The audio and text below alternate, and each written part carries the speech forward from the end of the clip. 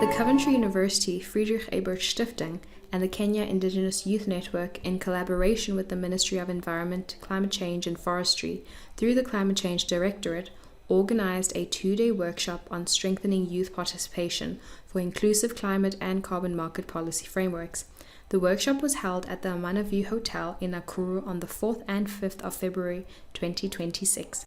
I was really drawn to this particular group of participants, the marginalized youth or the indigenous youth in Kenya, because as I was doing my fieldwork, I came to realize that they lacked a lot of knowledge when it came to understanding the policy, climate policy, and the spaces within which they can influence and participate. So on this, the issue of how far we are on matters of climate action and the carbon market in terms of the policy.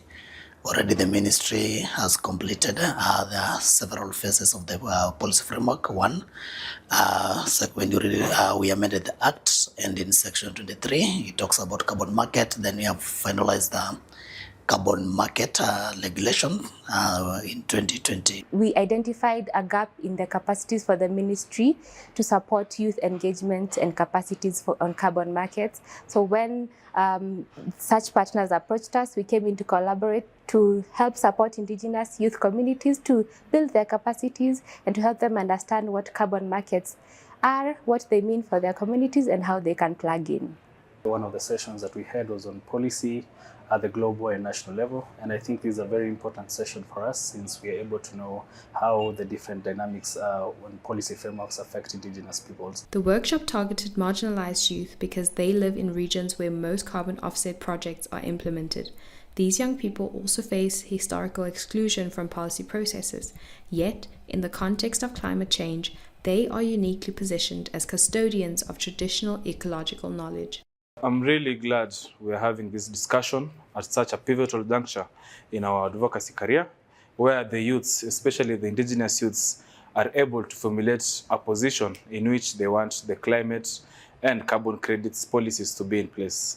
Carbon markets and reducing emissions from deforestation and forest degradation are global approaches designed to help slow down climate change. The basic idea is to encourage countries, companies, and communities to protect the environment and reduce greenhouse gas emissions. Most of the time, you realize that communities, this information gap within the communities. Communities are not aware about these carbon projects, even their rights to these projects and to these assets. Many young people, particularly those from marginalized indigenous communities, lack the technical knowledge required to engage effectively in climate policy spaces. So this workshop is necessary because it helps to capacity build the youth so that they can understand the climate policy knowledge and what currently exists. From my fieldwork, the youth shared that they lack that technical expertise, and that acted as a barrier to their meaningful inclusion and also participation in these policy landscapes and processes. Participants also learned about different pathways for youth engagement in climate policy processes. Many expressed hope to participate more actively going forward, recognizing that climate policies should reflect the voices and priorities of grassroots communities.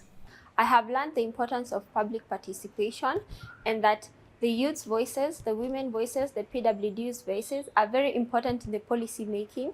And going back to my community, I will ensure to be able to inform them on how important their voices are in this policy making, because they're the ones who are most affected by climate and all this peace security. I'd say my big takeaway today is how poorly designed carbon credit projects can accelerate violations against indigenous peoples, especially violations on land tenure and violations on consent. And the most interactive session today has been the session on carbon markets, where we've been able to learn about carbon markets, methodologies, developers, and how communities and young people can best engage in carbon markets. Going forward, there are concrete action plans they proposed that should be followed through with the Ministry of Environment, Climate Change and Forestry to ensure that their perspectives are included in climate policy making with government and partners.